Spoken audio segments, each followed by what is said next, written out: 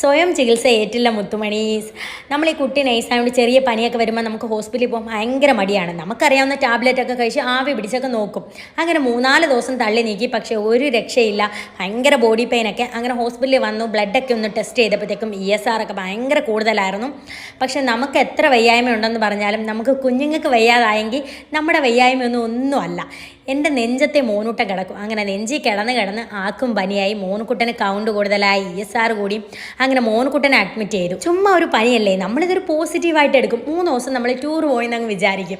നമ്മുടെ പൊന്നൂസിനാണ് ഈ പനിയൊക്കെ വരാൻ ഭയങ്കര ഇഷ്ടം കേട്ടോ. കാരണം എന്ന് വെച്ചാൽ നമ്മൾ സാധാരണ ദിവസത്തെക്കാളും കൂടുതൽ അവരെ സ്നേഹിക്കുകയും കെയർ ചെയ്യുകയൊക്കെ ചെയ്യുമല്ലോ. അതുകൊണ്ട് പൊന്നൂന് ഭയങ്കര ഇഷ്ടമാണ്.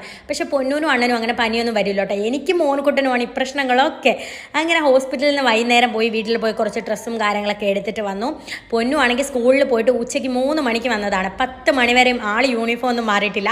പൊന്നു ഹോസ്പിറ്റലിലൊക്കെ ഹാപ്പി ആയിട്ട് നിൽക്കുകയാണ്.